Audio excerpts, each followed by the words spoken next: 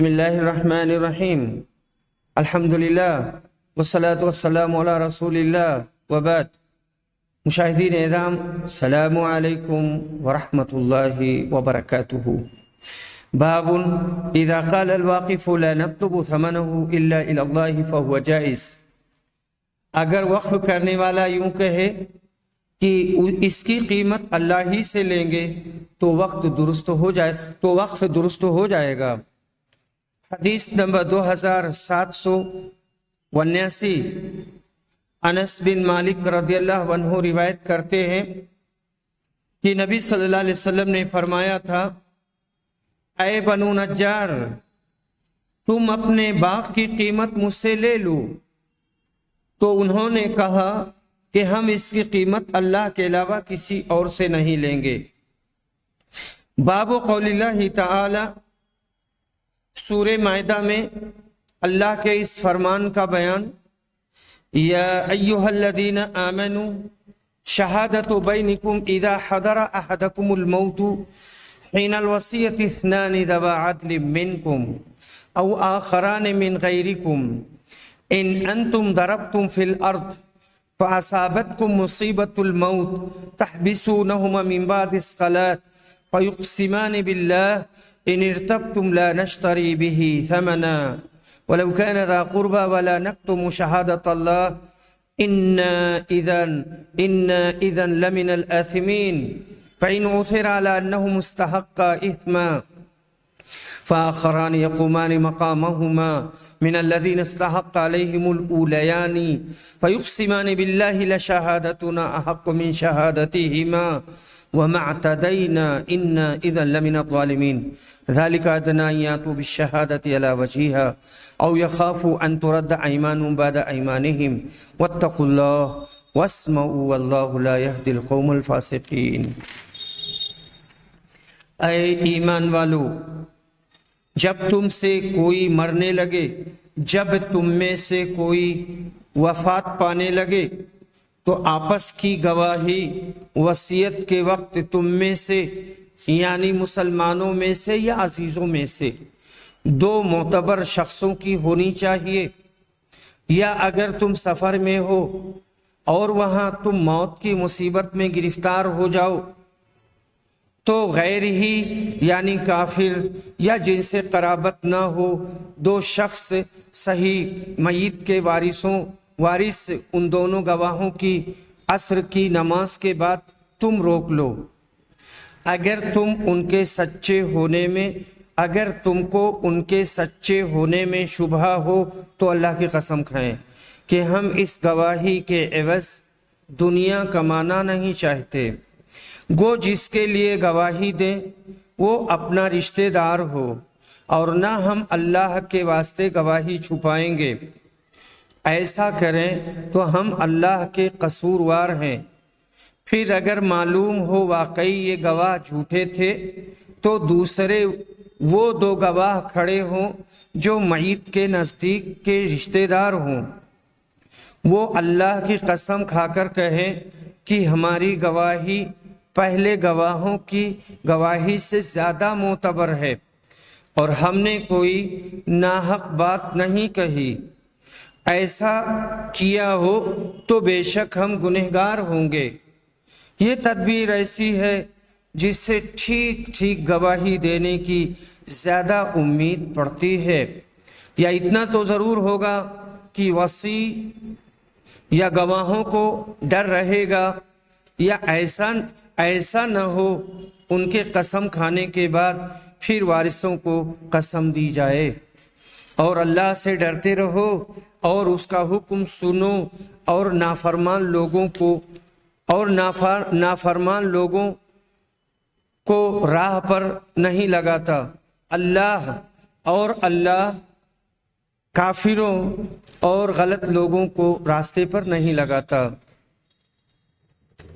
امام بخاری کہتے ہیں، مجھ سے علی بن عبداللہ مدینی نے کہا، ہم سے یحییٰ بن آدم نے، اور پھر ان سے ابن ابی زائدہ نے، ان سے محمد بن قاسم نے، انہوں نے عبد الملک بن سعید بن جبیر سے، انہوں نے اپنے باپ سے کہ ہم سے عبداللہ بن عباس نے روایت کیا، انہوں نے کہا بنی سہم کا ایک شخص تمیم داری اور عدی بن بدہ کے ساتھ سفر پر نکلا، وہ ایسے ملک میں جا کر مر گیا جہاں کوئی مسلمان نہیں تھا۔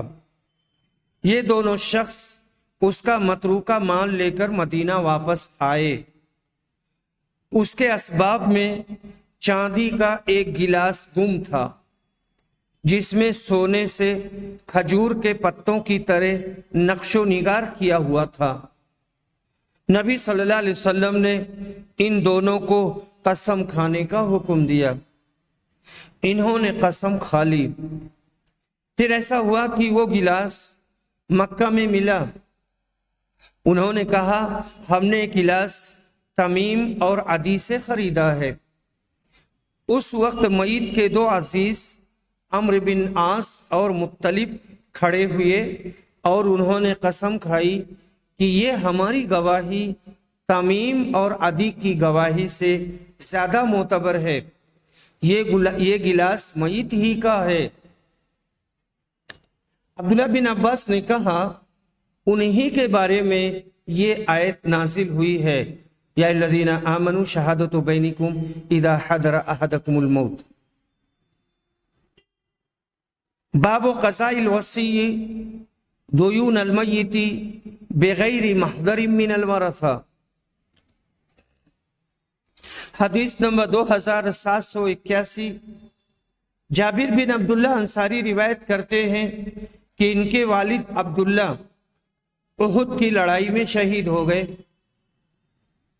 اپنے پیچھے 6 لڑکیاں انہوں نے چھوڑی اور قرض بھی ان کے اوپر بہت تھا، قرض چھوڑا۔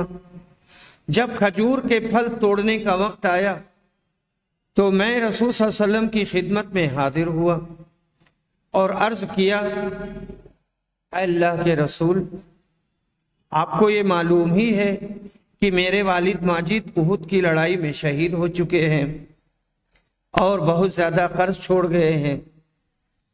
میں چاہتا تھا کہ قرض خواہ آپ کو دیکھ لیں، قرض خواہ یعنی قرض مانگنے والے، تاکہ قرض میں کچھ رعایت کر دیں، لیکن وہ یہودی تھے اور وہ نہیں مانے۔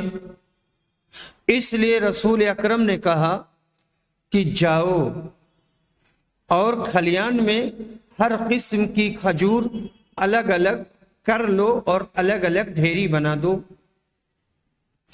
جب میں نے ایسا ہی کر لیا تو آپ نے تو نبی صلی اللہ علیہ وسلم کو بلایا۔ قرض خواہوں نے نبی صلی اللہ علیہ وسلم کو دیکھ کر اور زیادہ سختی شروع کر دی تھی۔ نبی اکرم نے جب یہ طرز عمل ملاحظہ کیا تو سب سے بڑے کھجور کے ڈھیر کے گرد آپ نے 3 چکر لگایا اور وہیں بیٹھ گئے۔ پھر کہا کہ اپنے قرض خواہوں کو بلاؤ۔ آپ نے ناپ ناپ کر دینا شروع کیا اور واللہ میرے والد کی تمام امانت ادا کر دی۔ اللہ گواہ ہے کہ میں اتنے پر راضی تھا کہ اللہ تعالیٰ میرے والد کا تمام قرض ادا کر دے اور میں اپنی بہنوں کے لیے ایک کھجور بھی اس میں سے نہ لے جاؤں۔ لیکن ہوا یہ کہ ڈھیر کے ڈھیر بچ رہے۔ میں نے دیکھا کہ رسول صلی اللہ علیہ وسلم جس ڈھیر پر بیٹھے ہیں اس میں سے تو کچھ ایک کھجور بھی نہیں دی گئی تھی، ایسے لگتا تھا۔ ابو عبداللہ امام بخاری نے کہا کہ اغروبی کے معنی ہیں مجھ پر بھڑکنے اور سختی کرنے لگے۔ آیت کا مفہوم یہ ہے کہ ہم نے یہود اور نصارہ کے درمیان عداوت و بغض کو بھڑکا دیا۔ حدیث کا لفظ اغروبی اغرینا ہی کے معنی میں ہے۔ حضرت جابر رضی اللہ عنہ تو نبی اکرم کو اس لیے لے گئے تھے کہ آپ کو دیکھ کر قرض خواہی نرم کریں گے، یعنی قرض خواہ ہمارے ساتھ نرمی سے پیش آئیں گے، مگر معاملہ الٹا ہو گیا کہ قرض خواہ اور زیادہ پیچھے پڑ گئے اور سختی کرنے لگے کہ ہمارا سب قرض ادا کرو۔ انہوں نے خیال کیا کہ جب نبی اکرم جابر کے پاس تشریف لائے ہیں تو اگر جابر سے کل قرضہ ادا نہ ہو سکے گا تو نبی صلی اللہ علیہ وسلم ادا کر دیں گے یا ذمہ داری لے لیں گے۔ اس غلط خیال کی بنا پر انہوں نے قرض وصول کرنے کے سلسلے میں اور زیادہ سخت رویہ اختیار کیا، جس پر نبی صلی اللہ علیہ وسلم نے حضرت جابر کے باغ میں دعا فرمائی، اور جو بھی ظاہر ہوا وہ آپ کا کھلا ہوا معجزہ تھا۔ یہ حدیث اوپر کئی بار گزر چکی ہے، اور امام بخاری نے اس سے کئی ایک مسائل کا استخراج کیا ہے۔ یہاں باپ کا مطلب یوں نکلا کہ حضرت جابر جو اپنے باپ کے وصی تھے، انہوں نے اپنے باپ کا قرض ادا کیا۔ اس وقت دوسرے وارث ان کی بہنیں موجود تھیں۔ ان قرض خواہوں نے اپنا قرض، اپنا نقصان آپ کیا۔ نبی کریم صلی اللہ علیہ وسلم نے ان کو کئی بار سمجھایا کہ تم اپنے قرض کے بدلے یہ ساری کھجوریں لے لو۔ انہوں نے کھجوروں کو کم سمجھ کر قبول نہیں کیا۔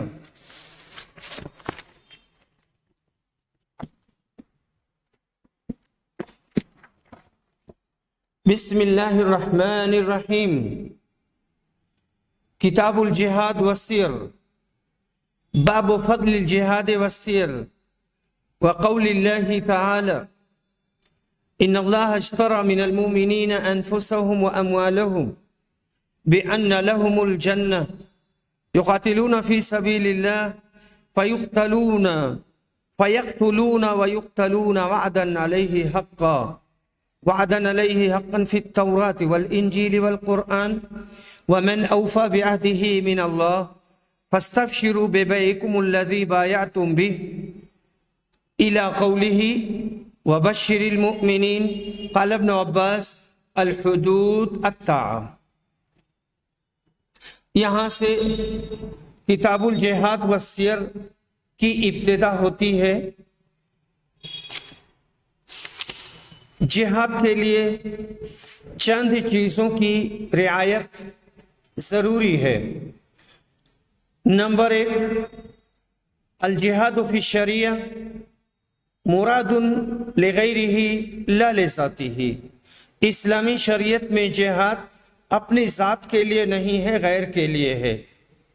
یجب ان یفرق بین حال القوہ و حال الضعف، ضروری ہے کہ قوت اور طاقت میں تفریق کی جائے۔ فالجہاد یشرع فی حال القوہ، جب طاقت ہوگی تب جہاد مشروع ہوگا، بخلاف حال الضعف، کمزوری کے خلاف۔ اسی وجہ سے نبی صلی اللہ علیہ وسلم نے مکہ میں قتال نہیں کیا تھا۔ نمبر 2، القوة المادیہ معتبرہ فی الجہاد، جہاد میں مادی قوت مطلوب ہے اور معتبر ہے۔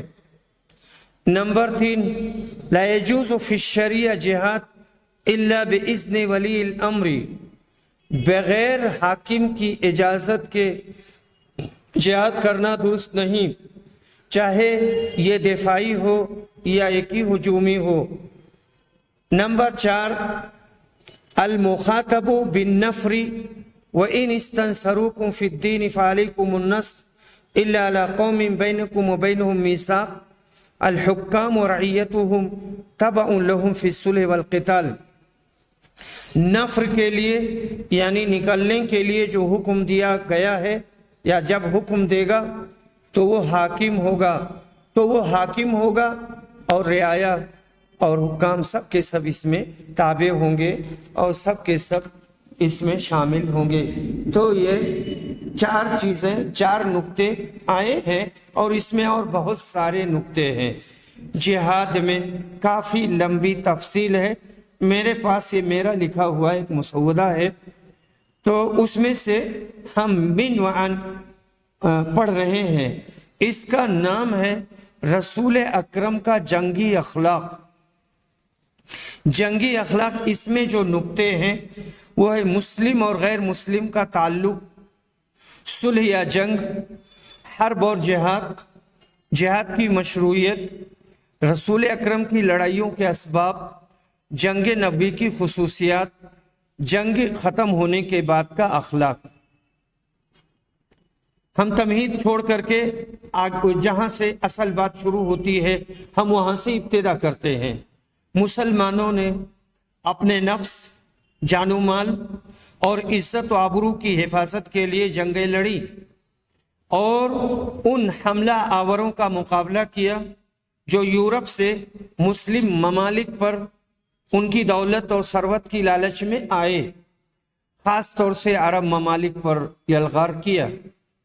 उनका मकसद मुसलमानों की ज़मीन पर कब्ज़ा करना था, दौलत व सरवत पर कब्ज़ा करना था और उस पर अपना तसल्लुत जमाना था। इस्लाम तलवार से नहीं फैला है, इस्लाम अदल व इंसाफ और अखलाक से फैला है। इस्लाम के अखलाक फाजिला ने कुरूने ऊला के लोगों को मुतासिर किया था और वो लोग फौज दर फौज इस्लाम में दाखिल हुए थे और आज तक ये सिलसिला जारी है। मुसलमान जंग करने पर क्यों मजबूर हुए?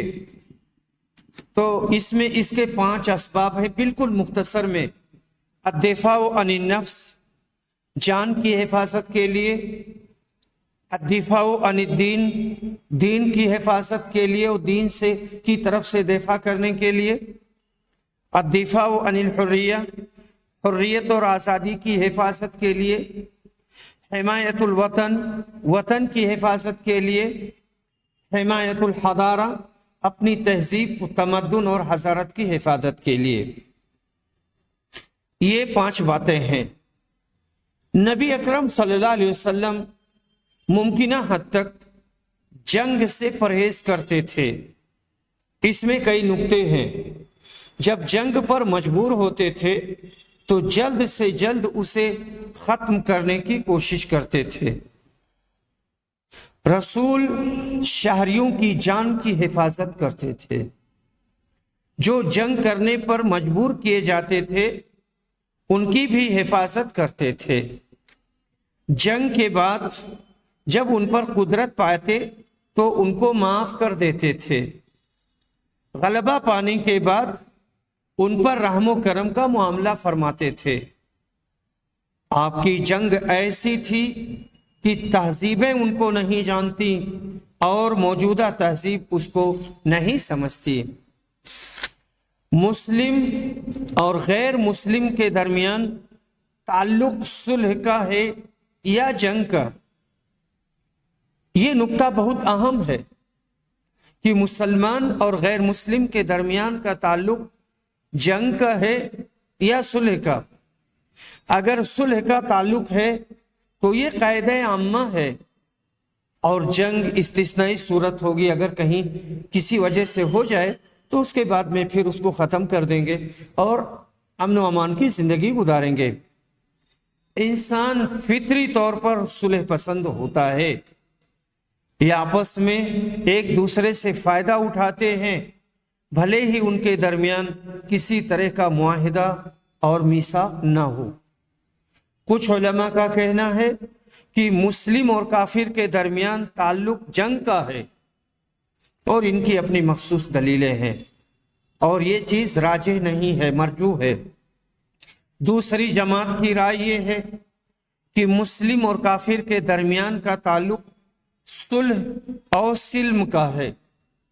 इन्होंने कुरान, हदीस, इजमा से इस्तिदलाल किया है और इनका ये भी कहना है कि अक्ल इसी का मुतकाजी है। आयत जो इस बात पर दलालत करती हैं कि उनसे हमारी जंग नहीं है, हम जंग की हालत में नहीं हैं, सुलह की हालत में हैं, इल्ला कि जंग की हालत कभी पैदा हो जाए।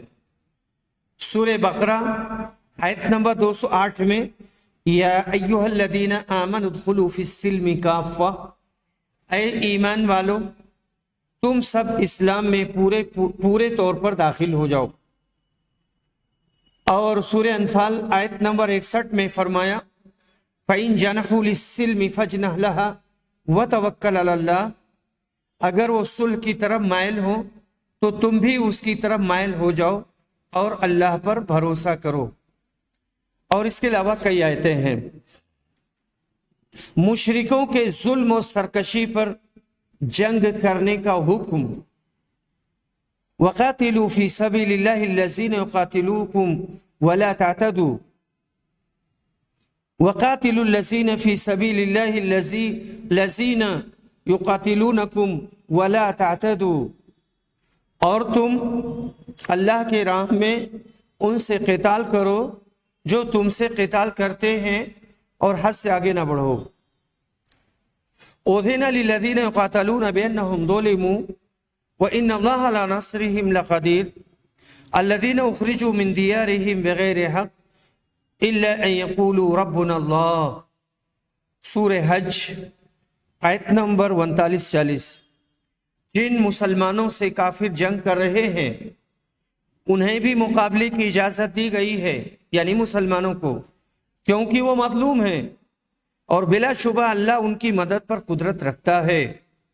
وہ لوگ جنہیں ناحق اپنے گھروں سے نکالا گیا، ان کے اس قول پر کہ ہمارا رب اللہ ہے۔ مسلمانوں سے جنگ نہ کرنے والے کفار سے تعلقات پیدا کرنا، یعنی وہ کفار جو مسلمانوں سے جنگ نہیں کرتے ہیں تو ان سے تعلقات استوار کریں گے۔ لا ينهاكم الله عن الذين لم يقاتلوكم في الدين ولم يخرجوكم من دياركم ان تبروهم وتقسطوا اليهم ان الله يحب المقسطين، سورہ ممتحنہ آیت نمبر 8۔ جن لوگوں نے تم سے دین کے بارے میں لڑائی نہیں لڑی اور تمہیں جلا وطن نہیں کیا، ان کے ساتھ سلوک و احسان کرنے اور منصفانہ بھلے برتاؤ کرنے سے اللہ تمہیں نہیں روکتا، بلکہ اللہ تو انصاف کرنے والوں کو دوست رکھتا ہے۔ جبرن و اکراہن مسلمان بنانا ناجائز، کسی کو بزور قوت جبرن مجبور کر کے مسلمان نہیں بنا سکتے، کیونکہ جب کوئی طاقت والا کسی پر دباؤ ڈالے گا اور اس سے کوئی بات قبول کروا لی، یہ کہا کہ ان کا میرے اوپر قرض ہے، طلاق دلوا دیا، نکاح کروا دیا جبکہ وہ نکاح کرنا نہیں چاہتا ہے، یا یہ بیوی کو طلاق دینا نہیں چاہتا ہے، یہ سب کچھ کروا دیا جبرن و قہرن و کرہن، تو ایسی صورت میں ان میں سے کوئی بھی چیز نافذ نہیں ہوگی، کیونکہ وہ مجبور تھا، وہ دل کا ارادہ نہیں ہے۔ وہ جو جابر ہے اور ظلم کرنے والا ہے، وہ اس کی پسٹن، اس کی رائفل یا اس کے چاقو کا کمال ہے، اسی سے ڈر کر کے اس نے کوئی بات کہی ہے۔ لا اکراہ فی الدین قد تبین الرشد من الغی، دین کے بارے میں کوئی زبردستی نہیں، سیدھی راہ ٹیڑھی راہ سے ممتاز اور روشن ہو چکی ہے۔ علامہ ابن تیمیہ رحمہ اللہ کہتے ہیں کہ جمہور سلف صالحین کا کہنا ہے کہ یہ آیت منسوخ نہیں ہے اور نہ ہی مخصوص ہے، یہ عام نص ہے۔ ہم کسی کو اسلام لانے پر مجبور نہیں کریں گے، جو ہم سے لڑے گا ہم اس سے لڑیں گے، اگر وہ اسلام قبول کرتا ہے تو اس نے اپنے کو بچا لیا، اگر وہ جنگ کرنے والوں میں سے نہیں ہے تو ہم اس کو قتل نہیں کریں گے۔ کوئی یہ ثابت نہیں کر سکتا کہ رسول صلی اللہ علیہ وسلم نے کسی کو اسلام لانے پر کبھی مجبور کیا ہو، کبھی بھی ایسا نہیں ہوا ہے۔ اصل صلح ہے، جنگ نہیں۔ سنت سے اس کی دلیل، رسول اکرم صلی اللہ علیہ وسلم فرماتے ہیں لا تتمنوا لقاء العدو وصلوا اللہ العافیہ فاذا لقیتموہم فاصبروا، بخاری حدیث نمبر 2966۔ اس حدیث میں نبی صلی اللہ علیہ وسلم نے جنگ کی تمنا سے منع کیا ہے، اور یہ اس بات کی دلیل ہے کہ جنگ طاری چیز ہے، یعنی طاری ہے، ہمیشہ نہیں تھی، آ گئی ہے چلی جائے گی۔ یہ مسلم اور غیر مسلم کے درمیان اصل نہیں ہے، جب جنگ کے اسباب پیدا ہوں گے تب جنگ کی جائے گی، ورنہ نہیں۔ رسول اکرم کی زندگی، آپ نے جتنی لڑائیاں کی ہیں ان میں کفار و مشرکین ہی ظالم اور سرکشی کرنے والے تھے۔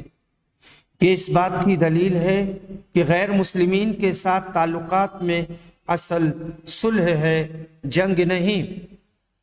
سلاطین کو خطوط، نبی اکرم نے سلاطین کو خطوط لکھے تھے۔ یہ اس بات کی دلیل ہے کہ اصل صلح ہے۔ اگر اصل جنگ ہوتی تو ان کے پاس خطوط ارسال نہ کرتے بلکہ جنگ کے لیے فوج بھیجتے۔ اجماع سے استدلال، یہ جماعت علماء کے اتفاق اور اجماع سے بھی استدلال کرتی ہے کہ سنت سے ثابت ہے کہ عورت، بچے، بوڑھے، راہب، اندھے، مزمن بیماری کے شکار، مزدور، کسان جو جنگ میں شریک نہ ہوں، نہ اپنی رائے سے اور نہ مدد سے، تو ان سے تعرض نہیں کریں گے اور ان سے چھیڑ چھاڑ نہیں کریں گے۔ یہ اس بات کی دلیل ہے کہ اصل صلح ہے، جنگ نہیں، ورنہ ان کو مستثنیٰ نہ کیا جاتا۔ اس کا مطلب یہ ہوا کہ قتال کفار کی سرکشی اور ظلم کو دفع کرنے کے لیے ہے۔ عقل سلیم اس بات کو مانتی ہے کہ اصل صلح ہے، جنگ نہیں۔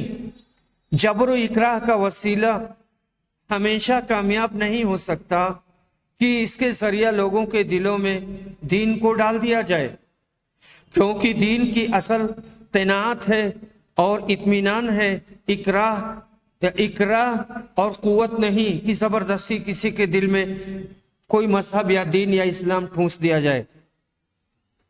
اللہ تعالیٰ نے فرمایا ہے وَلَوْ شَاءَ رَبُّكَ لَآمَنَ مَنْ فِي